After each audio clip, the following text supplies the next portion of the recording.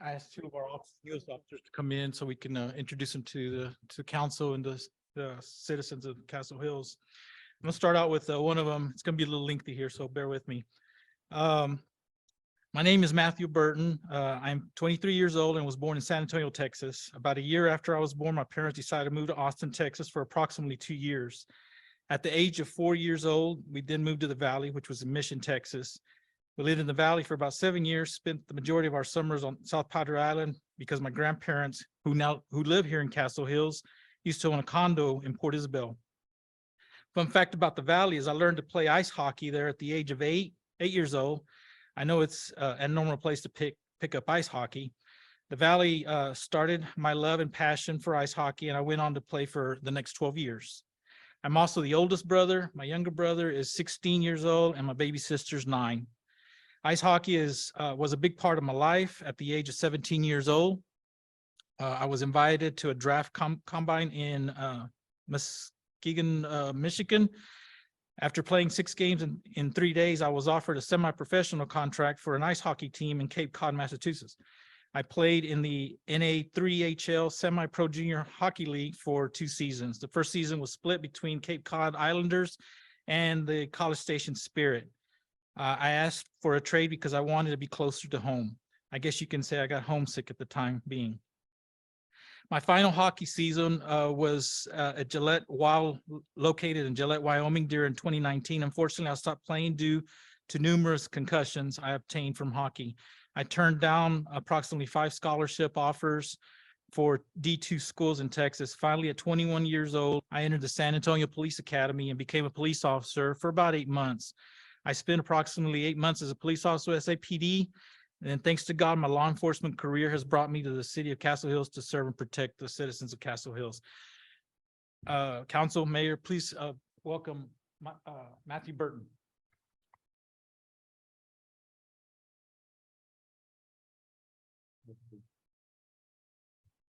The other officer is Christopher Ariola. I promise this one's a little shorter.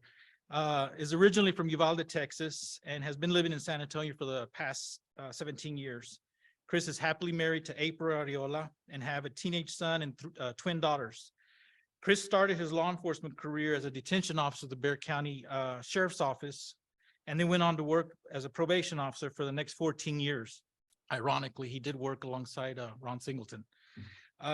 Chris was hired as an Academy cadet in July of 2022 and recently graduated from the ACOG Police Academy in January of this year. Please welcome Officer Christopher Ariola.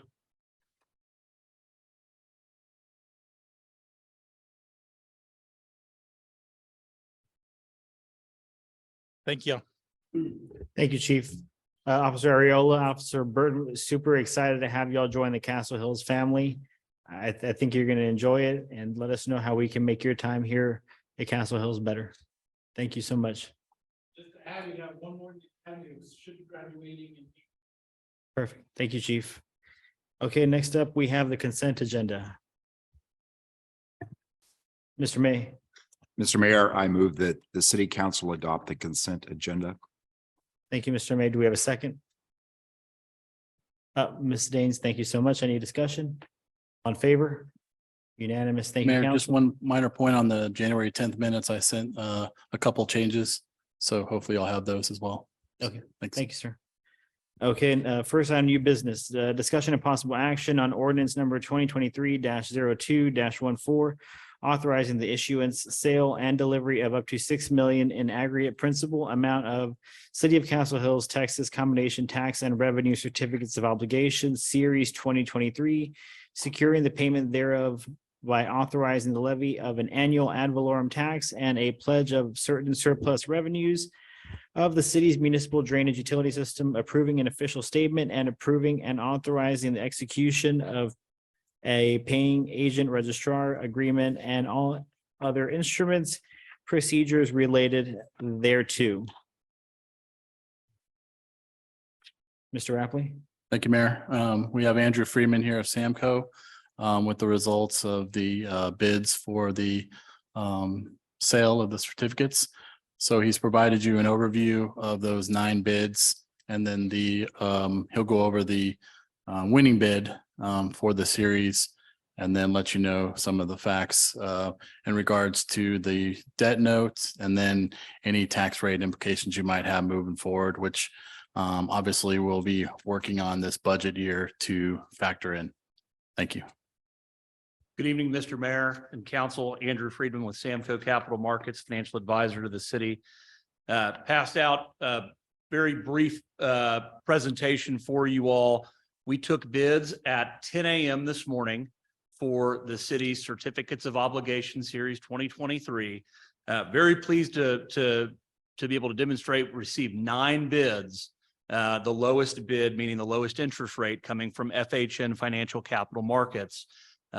So very pleased, one, with the number of bidders. We've talked about this before when determining whether we pursue a competitive underwriting where we let people submit their best and final bid at a date certain, or if we chose underwriters in advance of the sale to work with them and negotiate the interest rates that we'd receive. Getting 9 bids tell us there's a lot of demand in the market. And that helps to drive down that interest rate as investment banks are bidding over one another to try and get your bonds, because they've got demand from their investors, the folks who are buying municipal bonds.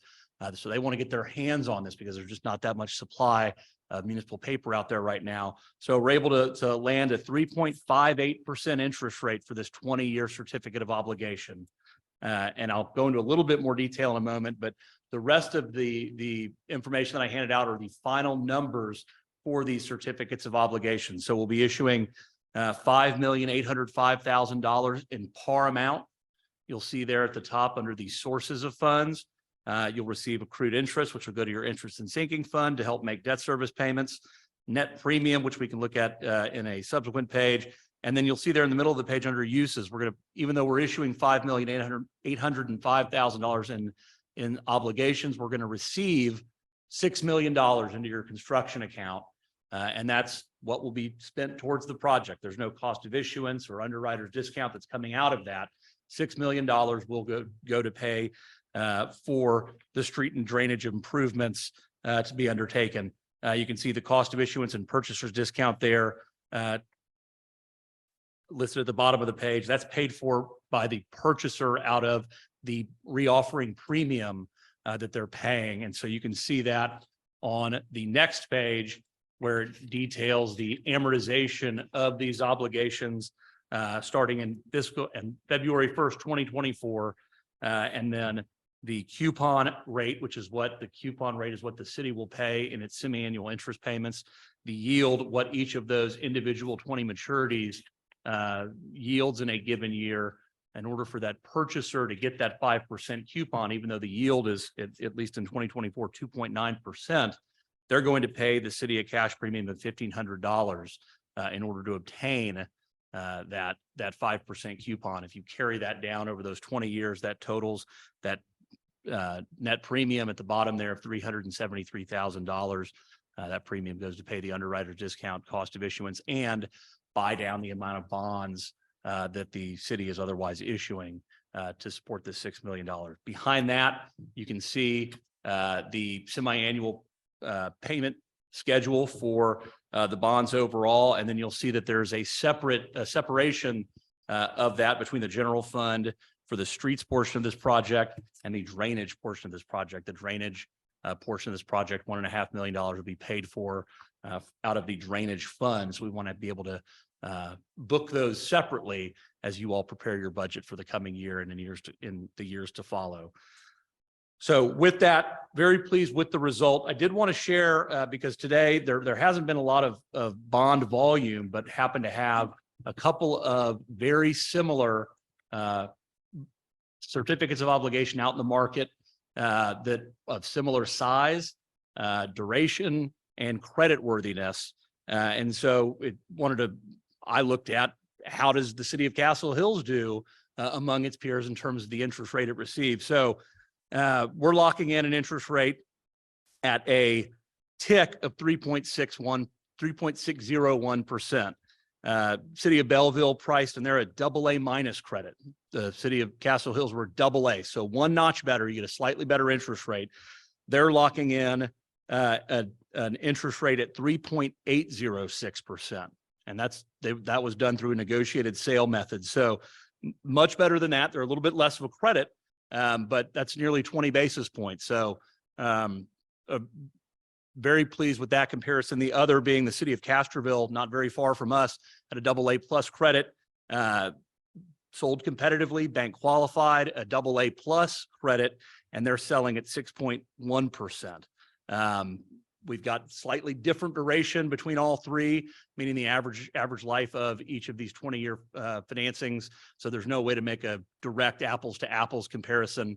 But we've priced very, very well in today's market. And then very logically, I would expect you all to ask, how would we have done? How does this compare to what we may have done last spring?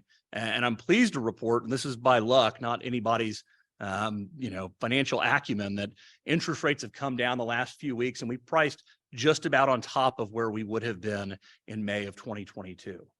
So now the other side of that is, of course, inflation and project cost, which is most assuredly more expensive. But in terms of the interest rate that we're locking in, had a bond sale for City of Almus Park, AA+ credit, obviously one of your neighbors. Their net interest cost 3.93%, a Flower Mound in May of 2022 at 3.785%, and a Mineola AA insured credit at 3.68%. So our comparison there would have been 3.71% in a net effective interest cost. So very relieved, frankly, to have been able to lock in an interest rate where we knew we were this summer was much higher than that, and certainly would have anticipated that interest rates would continue to rise. We've caught somewhat of a reprieve over the last probably 3 weeks in terms of interest rates coming down. So that's my spiel. I'm happy to answer any and all questions that you all have. Ryan, Mr. Rapley did a great job going back through the Standard & Poor's rating process to get that AA+ credit rating affirmed.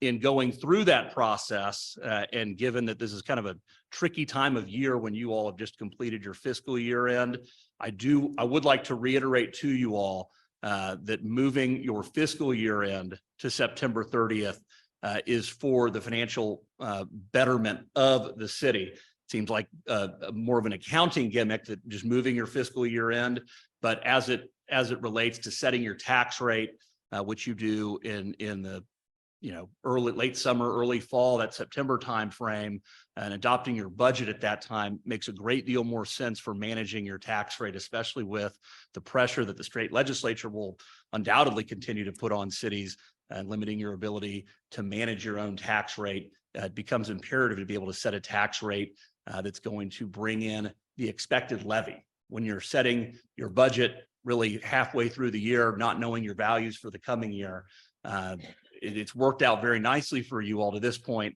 but should things reverse, it could put you in a bind where you're levying a tax rate that's not going to generate enough to cover your budget in the coming year. So I'd encourage you all to continue. I believe that that's your intention, but I'd like to just offer my advice as it pertains to that.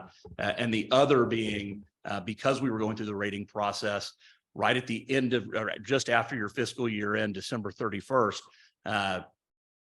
would really encourage you all to make the expenditure to get a true financial software in place that allows you all to manage and be able to pull your financial reporting and manage all of those factors as Ryan and Nora are trying to pull that financial data, tax collections, et cetera, to go through that rating process.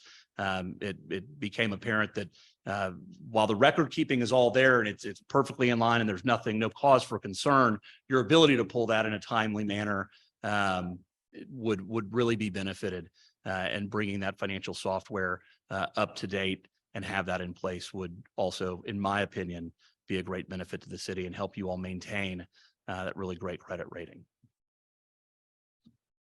Thank you, Mr. Friedman. Council, Mr. May. I think you've already identified the lucky factor, and that is that 1 year we are not significantly higher on the interest rate. But the big question is, what does that buy? And I just want to know if you have any idea about the labor and material cost and where those have gone in the last intervening year, because this council was poised to approve this project approximately a year ago and were delayed. So what is the difference now? I'm unfortunately not the right person to ask. I sit through enough city council meetings or otherwise to hear about project cost inflation. But I'm certainly no expert in it. I don't know that it's still rising at the 1% a month rate that I'd been hearing for much of the last year. Certainly pay attention to the inflation data that comes out on the macro and national level. But I couldn't specifically answer your question as to how much more this project would cost compared to a year ago. Thank you, Mr. May. Mr. Joyce. Mr. Friedman, is the premium shown here, that $373,000, that appears to be roughly 6% of the bond total? Is that pretty standard in the industry? Are we paying a standard premium there? You are, and that's really, it's set up for when we set up the notice of sale and the bid parameters. We set it up intentionally for the bidders to submit a bid that's going to generate at least a 2% bid premium, so that we're able to issue that $6 million. That's what you're authorized by the voters to encumber, $6 million in certificates of obligation in this case. And then we want to generate enough premium to cover those costs of issuance and the underwriter's discount, so that you're actually able to fund $6 million worth of project. And that's perfectly allowable, by state law and the Attorney General and everything else. And so you could set the premium even higher. And even though we set that minimum premium threshold at 2%, the best bid came in generating a premium of around 7%. And what we're concerned with and looking at who's giving us the best bid is, what's the lowest true interest cost of that bid? We don't care how much premium they bid. We care about the interest rate that takes that premium into account. And that's how we're awarding, the sale based on that low interest rate. And so the more they bid in terms of that premium, the less principal you're issuing. So if we had set a bid parameter at, let's say, 100%, meaning we only want to sell par bonds, they would have had to have structured their bid that would generate zero net premium. You'd issue $6 million worth of certificates of obligation. You'd receive $5,850,000 for your project fund. You could do either one. This was set up deliberately so that we at least put $6 million in the project fund and cover those costs of issuance. The excess that they bid bought down the principal amount issued. Thank you. Mr. Paul. Would you give us your thought on the financial tool, the best financial tool that you referred to, that you think we ought to be looking at? I think and I'm probably not the right person to ask. But you're the one standing there. I am the one standing here. I would say that most of my clients, I believe, use Encode. Right. I don't have any experience whatsoever with the different softwares that are out there. I know from conversations with Mr. Rapley that he's done a great deal of research into that. And is Encode one of the services, and I'll forget the other names. There's more than one. They have our basic system the way it is now. I think it's in place of Assist, correct, Mr. Rapley? Correct. And most of the cities have Encode currently in the area. And Okay. From that standpoint, if you're asking, as far as most cities, we've done that research.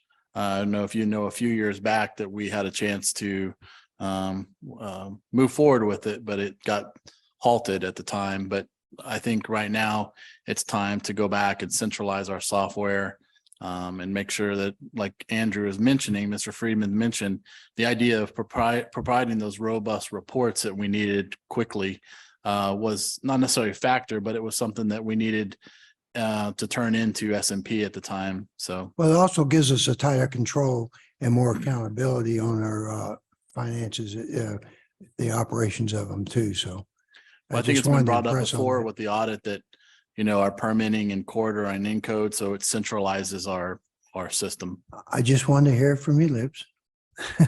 Thank you. You're very welcome. Any further questions? I would like to clarify. You said we came out just on top of where we would have with the interest rate. Is that right, Mr. Friedman? Yes, sir. I'm showing a we're locking in a 3.601, or compared to the comparison on a net interest cost basis, 3.711. Mineola was at 3.68%, Flower Mound was at 3.78%, and Olmus Park was at 3.93%. Obviously, we didn't price back in May, so we don't have a true apples to apples, but those were all similar or better credits. And so we're right there, you know, in the mix Perfect. with what those rates were back then. Thank you, sir. Any further questions, comments? Okay, council, we need a motion or an action here. I think we have a motion. Mr. Schnall, do we require a roll call vote here, or is this just? I didn't know, given the gravity of this vote, that if it required it. It's, you can do it at your option, but it's not required. Okay. All in favor? I didn't hear a motion. I thought we had a motion. That must have been the first one. I will entertain a motion to proceed. Mr. May.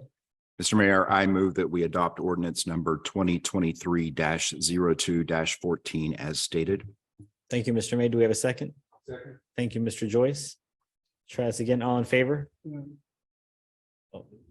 Yes, sir, Mr. Paul, you have a question? I'd like Mr. Rapley to confirm to those that may be watching or listening, the way this reads implies that we're going to jump out and do an additional tax increase, and that's not necessarily so. It's the way the ordinance has to be written, correct? Correct. Andrew. I'll field that question. One of the things that we looked at throughout the last year was this will be in part supported by your drainage utility. Right, The rest of it will come from your interest in sinking tax rate. right. At this time, and the expectation as we structured this, knowing only what our existing taxable assessed value is that we may be able to do this without a tax rate increase. It will be some time before we know that to be the case when we get our certified taxable assessed value in July of this year. But this is secured by the ad valorem taxing authority of the city. Right. I just want to be sure that the citizens that may be looking or listening understand that we aren't sitting up here saying we're going to increase your taxes now to take care of this. This is just part of the language that has to be taken care of. That's what I'm saying. Thank you. Okay. Speak now, forever hold your peace. All in favor? Unanimous. Thank you, council. Thank you, Mr. Friedman. And council, thank you so much for your bold leadership on this issue. This is going to move the city forward to the places that the residents have asked us to take it.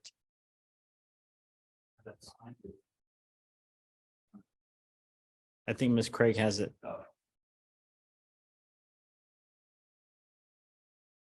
So next item we have is discussion and possible action on waiving the prohibition against sale or consumption of alcoholic beverages within 300 feet of a church or public school during Fiesta Castle Hills event on April 22nd, 2023. Mr. Isbrand.